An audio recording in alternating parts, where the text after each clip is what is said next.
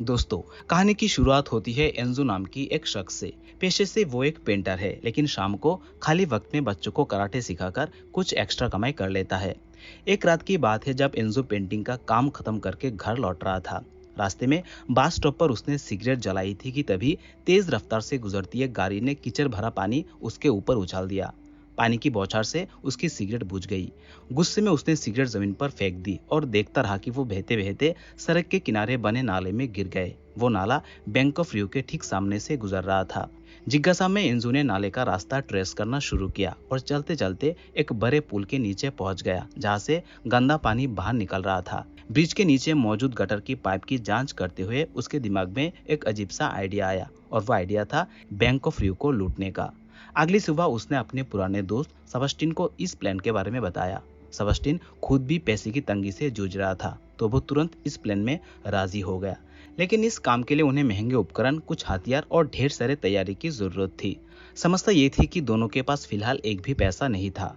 पैसा जुटाने के लिए एंजो ने अपने एक पुराने दोस्त डिबाउंजा से मिलने का सोचा। डिबाउंजा ने उसकी बात तो ध्यान से सुनी, लेकिन खुद के पास भी इतने पैसे नहीं थे कि वो इस डकैती में निवेश कर सके। डिबाउंजा खुद मदद नहीं कर सका, लेकिन उसने एंजो को एक और शख्स के बारे में बताया जिसका नाम था मारियो। मारियो पेशेवर चोर नहीं था, लेकिन वो अक्सर छोटे मोटे चोरी करके अपना गुजारा करता था। अगली सुबह एंजो मारियो से मिलने उसके ठिकाने पर पहुंचा। वहां उसने अपने बैंक लूटने वाले प्लान की पूरी डिटेल सुनाई और कहा, अगर ये काम सफल हो गया तो तुम्हें जिंदगी में दोबारा चोरी करने की जरूरत नहीं पड़ेगी। पहले तो मारियो को बात थोड़ी अजीब लगी, लेकिन आखिरकार वो भी इस टीम का हिस्सा बनने के लिए तैयार हो गया। उस रात दोनों वापस उस शिविर के पास पहुंचे। एंजो ने एक मापने वाली टेप पाइप के अंदर डाली और धीरे धीरे उसकी गहराई नापने लगा। कैलकुलेशन पूरी होने पर उसने मुस्कुराते हुए कहा, हम सिर्फ 18 मीटर दूर है करोड़पति बनने से। हालांकि मारियो को चिंता थी कि अगर चोरी के दिन बारिश हो गया तो पानी की स्तर बढ़ सकता है और उनका प्लान डूब सकता है। एंजो ने उसे भरोसा दिलाया, हम ये काम तभी करेंगे जब मौसम बिल्कुल साफ होगा। इसके बाद टीम प्लानिंग में जुट गए। तैयारी के दौरान उन्हें पता चला कि बैंक के अंदर हाईटेक मोशन सेंसर लगे हैं, जो हलचल नहीं बल्कि शरीर की गर्मी को पकड़ते हैं। तब एंजो ने स्लीपिंग बैग की मटेरियल से एक खास सूट तैयार किया जो बॉडी की हीट को छुपा सके। अगले दिन वो बैंक में गया और अलग अलग विभागों की चुपके से तस्वीर लेने लगा ताकि बैंक का लेआउट समझ सके। लेकिन तभी सिक्योरिटी गार्ड्स ने उसे पकड़ लिया और सीधे बेसमेंट में ले गए। असल में ये एंजो की एक चाल थी। वो चाहता था कि किसी तरह बेसमेंट तक पहुंचे और लॉकर रूम को करीब से देख ले। गार्ड्स ने उसका कैमरा चेक किया, लेकिन उन्हें कुछ भी संदिग्ध नहीं मिला, क्योंकि एंजो पहले ही एसडी कार्ड निकलकर सुरक्षित रख चुका था। सबूत न मिलने पर उन्होंने उसे छोड़ दिया। वापस पहुंचकर एंजो ने अपने साथियों को बैंक का ब्लूप्रिंट दिखाया जो उसने उन तस्वीरों और याददाश्त के सहारे तैयार किया था। उसने बताया कि वे बेसमेंट से घुसेंगे क्योंकि सभी लॉकर वही मौजूद है। इसके बाद दूरी मापने के लिए उन्होंने साइकिल का सहारा लिया। साइकिल के टायर पर एक निशान लगाकर उन्होंने सीवर से बैंक तक का सफर तय किया और टायर घूमने की गिनती की। एंजो ने अपने नोट्स देखकर वो सटीक एंगल निकाला जिस पर खुदाई करने से वे सीधे बैंक के अंदर पहुंच जाएंगे। इसके बाद एनजीओ ने एक दिन मारियो को बैठकर समझाया, हम जिस रकम पर हाथ डालने जा रहे हैं वो बैंक का एश्योर्ड पैसा है, यानी इससे आम लोगों की बचत पर कोई असर नहीं पड़ेगा। ये सुनकर मारियो का मन थोड़ा हल्का हुआ और टीम उसी रात शिविर में उतरकर पाइपलाइन के भीतर से सुरंग खोदने लगी। इसी दौरान उन्होंने एक और आदमी को टीम में शामिल किया जिसका नाम था अल्बर्टो, और उसका काम था चोरी के बाद भागने में मदद करना। लेकिन एक बड़ी मुश्किल सामने थी। बैंक के बेसमेंट में मौजूद थी करीब 400 लॉकर। अगर एक लॉकर खोलने में 1 मिनट भी लगता तो सारे लॉकर खोलने में लगभग 6 घंटे लग जाते। मारियो ने इस समस्या का हल निकालने के लिए बैंक के दूसरे ब्रांच में जाकर अपने नाम से एक लॉकर लिया और उसके मैकेनिज्म को बारीकी से समझा। अगले दिन टीम ने चोरी के बाद भागने के लिए एक वैन को चुरा ली। इसके बाद वो अल्बर्टो के घर पहुंचे, लेकिन उन वैन को सड़क के बीच खड़ा देख पुलिस वहां आ गए और पूछताछ शुरू कर दी। शक बढ़ने ही वाला था कि अल्बर्टो और उसकी पत्नी घर से बाहर आ गए और पुलिस को बताया, ये हमारे मेहमान है, हम इन्हीं का इंतजार कर रहे थे। इसके बाद रात होते ही टीम फिर से शिविर में गए और सुरंग की खुदाई शुरू कर दी। लेकिन कुछ ही घंटों में उनकी ड्रिल मशीन टूट गई, काम रुक गया और मारियो भड़क उठा, मैंने इस चोरी में अपनी सारी बचत लगा दी, अब 1 रुपया भी नहीं दूंगा। इतना कहकर वो वहां से चला गया। उस रात जब एंजो अपने गर्लफ्रेंड के साथ था तो बातचीत के दौरान उसके दिमाग में एक नया आइडिया आया। सुबह होते ही वो मारियो के घर पहुंचा और प्लान समझाया, हम रात में नहीं बल्कि दिन के उजाले में मेन गेट से घुसेंगे। प्लान के मुताबिक वे बैंक में घुसेंगे कि सबको लगे ये बस एक सामान्य डकैती है, पुलिस बाहर घेराबंदी कर इंतजार करेगी और वे सुरंग के रास्ते बैंक से बाहर निकल जाएंगे। जब तक पुलिस को असली रास्ते का पता चलेगा वे शहर से बहुत दूर जा चुके होंगे। मारियो को ये आइडिया बहुत पसंद आया और उसने हामी भर दी। अब आया चोरी वाले दिन। सबने अपने हाथों पर गोंद लगा लिया ताकि फिंगरप्रिंट ना छूटे। उधर सेबेस्टियन सीवर में जाकर सुरंग की खुदाई में लग गया, जबकि बाकी टीम भेष बदलकर मेन गेट से बैंक में दाखिल हो गए। अंदर पहुंचते उन्होंने मास्क पहन लिया और ग्राहकों को बंधक बना लिया। उधर सिक्योरिटी गार्ड ने कैमरे में यह सब देखकर तुरंत पुलिस को खबर कर दी। इधर मारियो सीधे कैश काउंटर की ओर भरा और कैशियर को सूटकेस में नोट भरने का आदेश दिया। उधर अल्बर्टो बैंक के पार्किंग एरिया में जाकर अंदर से गेट बंद कर चुका था ताकि कोई बाहर से अंदर ना आ सके। कुछ ही मिनटों में पुलिस मौके पर पहुंच गए और बैंक को चारों ओर से घेर लिया गया। हालात बिगड़ते देख एंजो ने एक ग्राहक को गन पॉइंट पर ले लिया और उसे बाहर खींचते हुए पुलिस को चेतावनी दी, अगर किसी ने अंदर कदम रखा तो यह किसी की जान नहीं बचेगी। इसी बीच बैंक के भीतर मारियो ने एक और ग्राहक को बंधक बना लिया और पास के कमरे में मौजूद सिक्योरिटी गार्ड को बाहर आने के लिए कहा। गार्ड ने पहले मना कर दिया, लेकिन मारियो की धमकियों के बाद मजबूरन बाहर आया। इसके बाद मारियो ने उसकी बंदूक छीन ली और फोन भी अपने पास रख लिया ताकि अगर पुलिस उससे बात करना चाहे तो यही फोन इस्तेमाल करे। इसके बाद गार्ड को बाहर भेजने के बाद एनजो ने बैंक के सभी कैमरे बंद कर दिए, जिससे कोई सबूत रिकॉर्ड ना हो सके। फिर वो बेसमेंट में पहुंचा और एक कैबिनेट को खिसक दी। उधर सेबेस्टियन ने सुरंग की खुदाई पूरी कर ली थी और उसी रास्ते से बैंक में दाखिल हो गया। दोनों पार्किंग एरिया में जाकर कार की डिक्की से एक मशीन निकाले, फिर लॉकर्स वाले कमरे में पहुंचकर उसे असेंबल किया। सेबेस्टियन, जो एक सिविल इंजीनियर था, ने ये खास मशीन बनाई थी जो सिर्फ 7 सेकंड में एक लॉकर खुल सकती थी।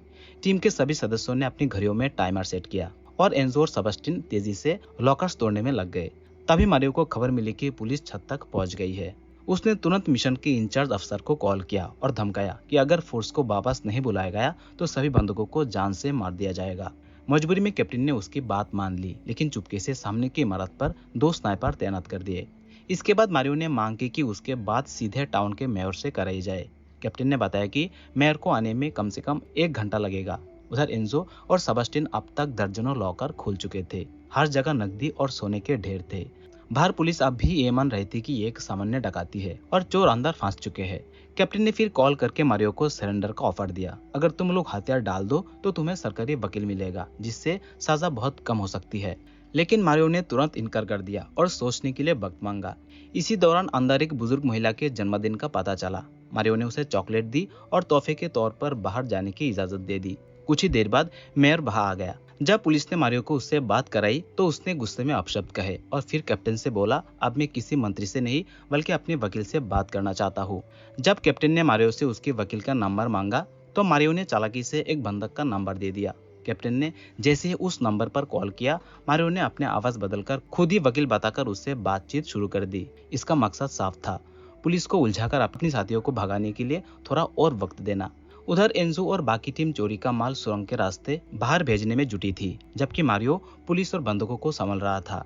इसके कुछ ही देर बाद कैप्टन का शक हुआ, क्योंकि वो वकील वाला फोन अब बंद हो चुका था। इसके बाद उसकी नजर अचानक बैंक के बाहर बने सीवर के ढक्कन पर पड़ी और उसे समझ आया कि चोरों के पास एक गुप्त निकलने का रास्ता है। इसी बीच बैंक के अंदर का सारा माल एक मोटर बोट में ला चुका था। एंजो ने अपने हथियार बैंक के बोल्ट में छोड़ दिए। असल में वे हथियार असली नहीं थे, क्योंकि वो शुरू से ही किसी को नुकसान पहुंचाना नहीं चाहता था।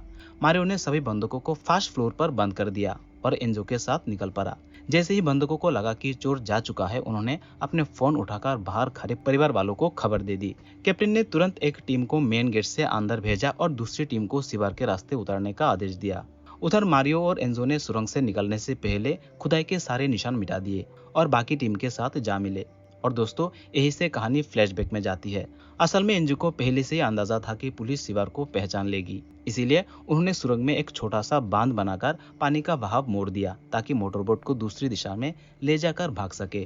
कैप्टन जब बेसमेंट में पहुंचा तो उसे सुरंग का मुंह दिखा, लेकिन वहां एक बम लगा था। पहले तो वो रुक गए, लेकिन जल्द ही पता चला कि बाकी हथियारों की तरह वो बम भी नकली था। मगर अब बहुत देर हो चुकी थी। चोर अपनी एग्जिट पॉइंट पर पहुंच चुके थे। सीवर से निकलकर पूरी टीम वैन में चढ़ी। सेबेस्टियन ने चोरी का सारा माल ऊपर पहुंचाया और फिर खुद भी ऊपर जाकर बाकी साथियों के साथ फरार हो गया। और कुछ इस तरह चोरों का एक छोटा सा गिरोह सरकार और पुलिस को चकमा देकर करीब $30 मिलियन का माल लेकर फरार हो गया। वारदात के बाद वे सीधा एल्बर्टो के घर पहुंचे, जहां लूट का माल बराबर बांटा गया। इसके बाद उन्होंने उस वैन को भी जला दिया जिससे ऑपरेशन के दौरान इस्तेमाल किया था, ताकि कोई सबूत पीछे ना रहे।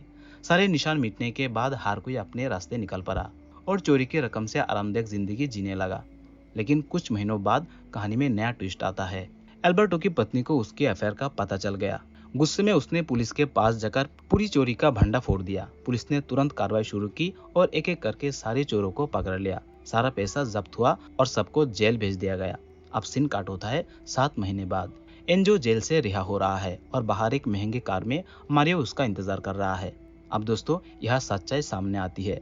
एंजो ने पहले ही प्लान बना लिया था कि अगर पकड़ भी जाए तो सजा कम से कम हो। लूट के दौरान उन्होंने असली हथियार का इस्तेमाल नहीं किया और किसी को चोट भी नहीं पहुंचाया। इसी वजह से कोर्ट ने सिर्फ 7 महीने की कैद सुनाई। साथ ही बैंक के पास उन लॉकर्स में रखे पैसे का कोई आधिकारिक रिकॉर्ड नहीं था, इसीलिए सरकार असली रकम का अंदाजा नहीं लगा सकी। हालांकि बैंक ने दावा किया है कि लगभग $25 मिलियन और कई किलो सोने चोरी हुआ है, लेकिन पुलिस के हाथ सिर्फ 1 मिलियन ही लगे हैं, यानी बाकी की रकम टीम ने कहीं छुपा रखी थी। आखिरकार एंजो और उसके साथी जेल से बाहर आए और अपने छुपाए गए माल से चैन की जिंदगी जीने लगे। तो उम्मीद है कि दोस्तों आपको आज की ये कहानी पसंद आई होगी। अगर आई हो तो वीडियो को लाइक करें और चैनल को सब्सक्राइब करें। तो मिलते हैं अगले वीडियो में, तब तक के लिए स्टे सेफ।